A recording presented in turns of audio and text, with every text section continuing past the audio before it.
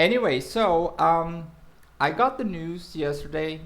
It was pretty late when I got them. I think it was almost midnight or something. That our dear Akira Toriyama died. He has passed away. In case you guys don't know him, I think it's seriously very, very unlikely that you don't know who Toriyama is. He was the creator of Dragon Ball. He also had his hand on works such as Dragon Quest and Chrono Trigger and many more amazing things. He was most likely the best mangaka to ever exist. He was considered the best mangaka even by other mangakas. So he was like a mark, like a freaking he was like the god of manga basically. So it's really really sad what happened. I admire the man to death, and it really sucks, dude. I kind of remember when I was okay, Judith. I kind of remember when I was a kid, and I used to like look for Dragon Ball Z content because Dragon Ball Z hadn't been localized in Brazil. So everything that we had Dragon Ball Z related in Brazil was in Japanese, and I didn't know Japanese, so I don't know Japanese. But anyway, um, so we had Dragon Ball, like the one with Child Goku, but we didn't have Dragon Ball Z, and I was obsessed with Dragon Ball Z. I kept talking to my cousin. He went to Japan. I think he has Japanese relatives, so I was like talking to him all the time and trying to get every info that I could possibly get from Dragon Ball Z, and it was crazy, dude. I used to play like Japanese Dragon Ball Z games, like games in Japanese, and I didn't understand the thing. And I knew the names of some characters, but I didn't know the names of every single character. So I used to like give them names.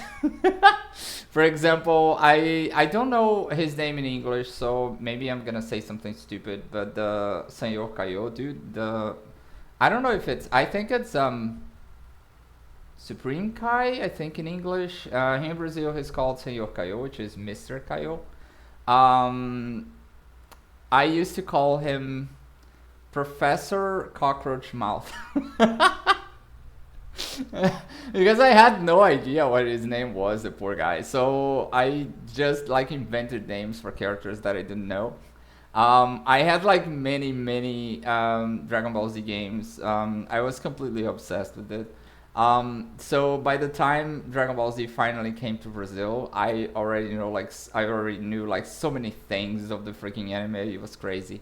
I have the entire Dragon Ball collection, the manga.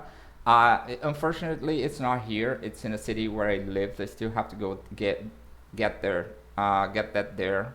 It's been years since I've been trying to do that, and I never can because it's in a um, it's in the house of a couple of friends, and they live in the U.S.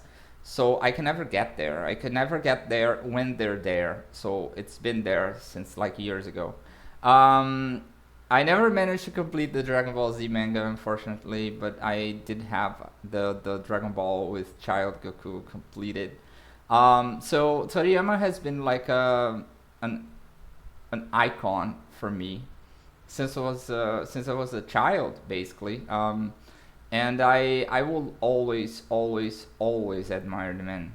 I always will, and I know this is like this is true to pretty much any Brazilian who's lived in the 90s or even the beginning of the 2000s.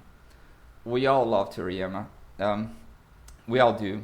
Here in Latin America as a whole, Toriyama has been like the god of manga for most of us, honestly. So it, it it's really sad, dude. And it wasn't even just manga. He even contributed to video games. So it's kind of nuts. it's kind of nuts that now we lost this freaking genius. This he was like a pure soul. Even when we have like some cases revolving like mangakas in Japan, like really bad cases. He's never been involved in any of that. He's just been like a pure soul, like a pure genius soul. So it really sucks, dude. It really sucks, and I do hope he rests in peace. I do hope his family is doing well, as well as possible, you know. And I just I hope everybody is okay, because you can't never be 100% okay. I've lost like close people, and it always sucks. But I do hope they can be as okay as possible. And I just wanted to say one final thing regarding him. Dear Toriyama-sensei, rest in peace. You will always, always, always be remembered.